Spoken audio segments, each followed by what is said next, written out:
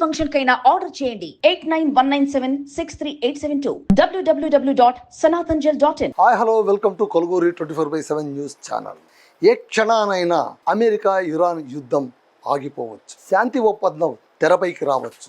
కేవలం తాత్కాలిక శాంతి ఒప్పందం కాదు, శాశ్వత శాంతి ఒప్పందానికే అటు ట్రంప్ ఇటు ఇరాన్ అధ్యక్షుడు వీళ్ళిద్దరూ కూడా ముందుకు వచ్చారు, ముందడుగు వేశారని మనకు తాజా వార్తలు అందుతున్నాయి. ఏ క్షణానైనా మనకు సమాచారం అందడానికి సిద్ధంగా ఉంది. ఒకవేళ యుద్ధమే గనక ఆగిపోతే 60 రోజులు పైబడిన తర్వాత ఈ యుద్ధం ఆగిపోతే నిజంగా అది అందరికీ తీపి కబురు. ఆ రెండు దేశాలకు మాత్రమే కాదు, ప్రపంచ దేశాలకు కూడా అది తీపి కబురుగా మారుతుంది.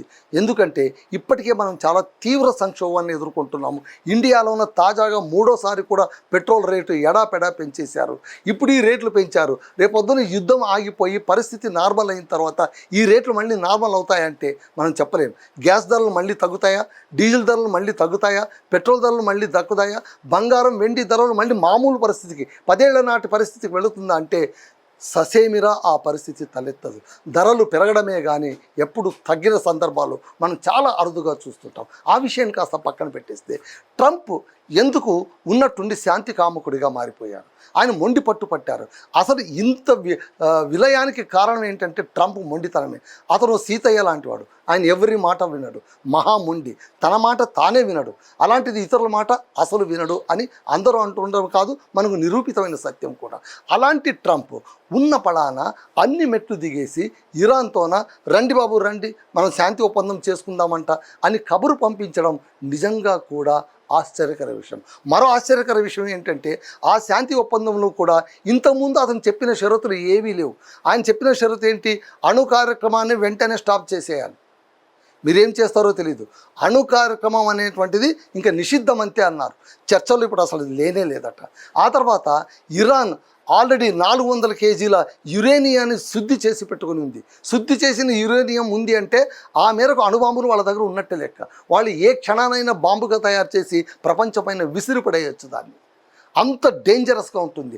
ఆ శుద్ధి చేసిన యురేనియాన్ని మాకు అప్పగించాలి అంటే నో నెవర్, అది ఎప్పటికీ కుదరదని ఇరాన్ స్పష్టం చేసి పడేసింది. శుద్ధి చేసిన యురేనియాన్ని ఇవ్వము, అణు కార్యక్రమాన్ని ఆపము, హార్మోజ్ జలసంధిని పోని ఈ రెండు లేవు, కనీసం ఆ జలసంధి మార్గాన్నైనా కాస్త ఫ్రీ చేయండి రా నాయన. మీరు దానిపైన టోల్ పెడతామంటారు, దాన్ని ఒక పెద్ద టోల్ ప్లాజా చేస్తామంటున్నారు, దాని ద్వారా డబ్బులు పిండుకుందాం అనుకుంటున్నారు. అవన్నీ వదిలిపెట్టేసేయండి, ప్రపంచాన్ని సంక్షోభంలో నెట్టొద్దండి, మీరు దాన్ని కాస్త ఫ్రీ చేసేయండి అంటే అదొకటి చూద్దాం ఆలోచిద్దామని పెద్ద మనసుతో ఇరాన్ ఒప్పుకొనింది అని మనకు వార్తలు వస్తాయి. నిజంగా ఇరాన్ ఇంత సేఫ్ జోన్లో ఉందా, ఇంత కాన్ఫిడెంట్గా ఉందా, ఇంత డిఫెన్స్ మోడ్లో అది మాట్లాడుతుందా అంటే ఏమో చెప్పలేము. కాకపోతే ట్రంప్ ఈ విధంగా మాట్లాడడం ఒకరికి మాత్రం నచ్చలేదు. ప్రపంచంలో అందరికీ నచ్చింది కానీ ఒకరికి మాత్రం నచ్చలేదు. అది ఎవరికి అంటే ఇజ్రాయెల్ ప్రధాని నెతన్యాహు ఆయన అగ్గి మీద గుగ్గిలం అయిపోతున్నాడు. ఇదేంటిది, ట్రంప్ ఇలా చేస్తున్నాడేంటి? ట్రంప్ ఏమో వీరుడు అనుకున్నాం, సూర్యుడు అనుకున్నాం, అంత అన్నాడు ఇంత అన్నాడు, పొడి చేస్తాడు అని అనుకుంటే చిట్ట చివరికి తోక ముడిచి పోయి ఇరాన్ ముందు మోకరిల్లుతున్నాడేంటి? చచ్చా, ఇది అసలు నేను ఊహించలేదని నెతన్యాహు పాపం చాలా బాధపడుతున్నాడట. అసలు నిన్న నెతన్యాహు ట్రంప్ ఇద్దరూ కూడా ఫోన్లో గంట సేపు మాట్లాడుకుంటే ట్రంప్ ఒకటే మాట అన్నాడు, బాబు ఇంతకాలం యుద్ధం చేశాం, అయిపోయింది, ప్రపంచ దేశాలన్నీ నా నెత్తిపైన ప్రెషర్ తెస్తున్నాయి, ముఖ్యంగా పశ్చిమాసియా దేశాలు నీ వల్లనే మాకు ఈ ప్రారంభం మొదలైందని అంటున్నారు. సో ఇది మొత్తం కింద నా సీటుకి ఎసురు వచ్చేలా ఉంది. రేపో మాపు ఎన్నికలు వస్తాయి, ఈసారి నన్ను నామరూపాలు లేకుండా అమెరికన్లే చేసే పరిస్థితి వచ్చింది. కాబట్టి ఇప్పుడు మనం ఇంతకాలం చేసాం, అయిపోయింది, ఇరాన్ పైన యుద్ధం చేశాం, ఇప్పుడు ఎలాగైనా సరే మనం మామూలు స్థితికి వచ్చేద్దాం. అది కూడా ఎంతకాలం యుద్ధం చేస్తుంది. పైగా ట్రంప్ ఏమనుకున్నాడు, వెంటనే లొంగిపోతుంది, ఏమైపోతుంది, వెనిజులా అధ్యక్షుడిని పట్టుకుపోయినట్లు ఇతను కూడా అరెస్ట్ చేసి పట్టుకుని వెళ్ళిపోతే ఓ పని అయిపోతుంది అనుకున్నారు. పైగా యుద్ధం ప్రారంభించిన మొదటి రోజే, very first day, Iran supreme leader Ayatollah ఖొమైనీని బాంబు పెట్టి లేపేశారు. ఎప్పుడైతే అతను చనిపోయాడో అయిపోయింది, కథ ముగిసిపోయింది, కేల్ కథం దుకాణం బంద్ అన్నారు. కానీ అది ఏం జరగలే. ఆయన కుమారుడు మళ్ళీ సుప్రీం లీడర్ అయ్యాడు. అంతకంతకు 3 చెరువుల నీళ్లు తాగించారు. కీలకమైనటువంటి సైన్యాధికారులను పోగొట్టుకున్న, రాజకీయ నేతల్ని పోగొట్టుకున్న, పౌరుల్ని పోగొట్టుకున్నా కూడా ఇరాన్ మొండి పట్టుతో అలాగే నిలబడి ఉంది. ఏదైతే అది కానీ తెగించి మేము పోరాడతామని. అది అమెరికాతో పోరాటలేదు, అదేం చేస్తుంది, దాని మిత్ర దేశాలపైన ఇరాన్ మిత్ర దేశాలపైన, గల్ఫ్ దేశాలపైన బాంబులు వేయడం మొదలుపెట్టింది, క్షిపణ దాడులు మొదలుపెట్టింది. పైగా ఈ దాడిలో ఉన్న ఇంకొక ఇంపార్టెన్స్ ఏంటంటే, అమెరికా కాస్ట్లీ క్షిపణులన్నింటినీ కూడా ఖర్చు చేసుకుంటుంటే, ఇరాను ఏదో మన కోటి బజార్లో దొరికేటువంటి ₹2 ఒకటి ₹3 ఒకటి దొరికేటువంటి బాంబులను తయారు చేసి ఎఫెక్టివ్గా దానిపైన ప్రయోగిస్తూ అతి తక్కువ ఖర్చుతో అతి ఎక్కువ ఎఫెక్ట్ వచ్చేలాగా యుద్ధాన్ని నడిపించి శభాష్ అనిపించుకోగలిగింది. ఈ అతి తక్కువ ఖర్చు యుద్ధం వల్ల ట్రంప్కు తెలియకుండానే మొత్తం ఖాళీ అయిపోయింది.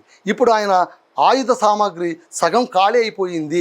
దీపావళి నాడు టపాసులు కాల్చేసినట్టు అన్ని కాల్చేసుకున్నాడు. ఇప్పుడు మొత్తం ఖాళీ మిగిలిపోయింది. కాబట్టి ఇప్పుడు చచ్చినట్టు యుద్ధానికి విరమణ పలకాల్సిందే అని నిపుణులు అమెరికన్లే అంటున్న నేపథ్యంలో ట్రంప్ ఎందుకైనా మంచిదని యుద్ధానికి చర్మగీతి పాడేశాడు. అయితే షరతులు వర్తించడని ఇక్కడే ట్విస్ట్ ఉంది. ఇద్దరు శాంతి ఒప్పందాన్ని ఒప్పుకున్నారని మనం అనుకుంటున్నాం కదా, కానీ ఇద్దరు ఎవరి జాగ్రత్తలో వాళ్ళు ఉన్నారు. ఎవరి కత్తులు వాళ్ళు నూరుకుంటున్నారు, ఎవరి కత్తులు వాళ్ళు వీపులో ఇట్లా పెట్టుకొని తిరుగుతూ ఉన్నారు.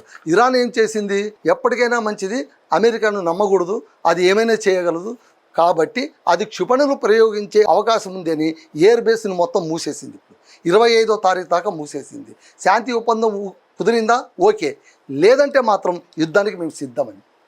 అమెరికా ట్రంప్ మాత్రం ఏం చేశాడు, ఆయన పెద్ద బిజినెస్ మ్యాన్, ఆయనకు డీల్ ఏదైనా సరే జమా లెక్కల ఖర్చు ప్రకారమే ఆయన మాట్లాడుతుంటారు. చూసే వాళ్ళకి అదేదో పిచ్చి వాగుడిలాగా ఉంటుంది. ఈరోజు ఒకటి మాట్లాడతాడు, రేపు ఒక మాట మాట్లాడతాడు అని అనుకుంటామే కానీ మనమంతా అనుకున్నంత పిచ్చివాడు వెర్రిబాగులవాడు కాదు ట్రంప్.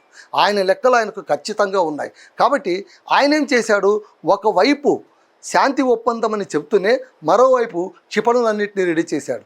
ఒకవేళ ఇరాన్ ఏమైనా తోక జాడిస్తే నేరుగా ఉతికి ఆరేస్తాను ఇరాన్ని, ఇక మీద వెనక ముందు చూసే పనే లేదు అని ఆయన కూడా హూంకరిస్తున్నాడు. మళ్ళీ ఒకవైపు ఏమో ట్రంప్ హూంకరిస్తున్నాడు, మరోవైపు ఇరాన్ సుప్రీం లీడర్ ముస్తాఫా హూంకరిస్తున్నాడు. కానీ వీళ్ళిద్దరు కలిసి శాంతి ఒప్పందం అని అంటున్నారు. మళ్ళీ ఈ వైరుధ్యం, ఈ కాపురం ఎలా చక్కబడుతుందో మనకందరికీ ఆశ్చర్యమే. అయితే ఒకవేళ యుద్ధం జరిగితే మాత్రం పాపం నెతన్యాహు కంటే అదృష్టవంతులు, ఆనందపడేవాళ్ళు ఇంకొకరు లేదు. ఇప్పుడు ఆయన అమెరికా మాట నమ్ముకొని ఆయన ఏం చేశాడు, మొత్తం ఆయుధాలు ఖాళీ చేసి దాడి చేశాడు. నెతన్యాహు ఇజ్రాయెల్ ఆలోచన ఏంటంటే, సందర్భం దొరికింది కాబట్టి ఇరాన్ని ఇప్పుడే తుదముట్టించేసేయాలి, నేలమట్టం చేసేయాలి. అది లేచింది అంటే ఖచ్చితంగా ఇజ్రాయెల్కు చావు దెబ్బ తప్పదు. టెహరాన్ని మొత్తం తుదముట్టించేయాలి అని ఇజ్రాయెల్ ఇప్పటికే చాలా విశ్వ ప్రయత్నం చేసింది. దానికి ట్రంప్ సహకరించాడు కూడా. ఇప్పుడు ట్రంప్ ఏం చేశాడు, జస్ట్ వెనుక తీసేసుకున్నాడు. బాబు, నీవు నీ శక్తి అనుకుంటున్నావు, కానీ అది నీ శక్తి కాదు, నేను ఇచ్చినటువంటి శక్తి. నేను అనుకుంటే నువ్వు యుద్ధం చేయాలి, నేను వద్దు అనుకుంటే నువ్వు మూలం కూర్చోవాలి. అందుకే ట్రంప్ ఒక వ్యాఖ్య చేశారు, నెతన్యాహు మాట్లాడతాడే కానీ నేను ఎంత చెప్తే అంత, నేను కూర్చోమంటే కూర్చుంటాడు, నిల్చోమంటే నిల్చుంటాడు, నేను యుద్ధం చేయమంటే బాంబులు వేస్తాడు, వద్దు అంటే ఇంట్లో కూర్చుంటాడు అని తేల్చి చెప్పేశాక పాపం ఇజ్రాయెల్ ప్రధాని మాత్రం ఏం చేయగలడు చెప్పండి. సో ఇంతకు శాంతి ఒప్పందం జరుగుతుందా, ప్రపంచ దేశాలన్నీ బాగుపడతాయా, చమురు సంక్షోభం సమసిపోతుందా, పోనీ ఈ కష్టం వచ్చినందుకు ఇండియా లాంటి డిపెండెంట్ కంట్రీస్ కొత్తగా ఏమైనా ఆలోచిస్తున్నాయా, ఇక మీదైనా ఇతర దేశాలకు చమురుపైన ఆధారపడకుండా స్వయం సమృద్ధిగా ఏమైనా చేసుకుందామని ఇప్పుడైనా ఆలోచిస్తున్నాయా అంటే మున్ముందు మనం చూడాల్సిందే. That's all.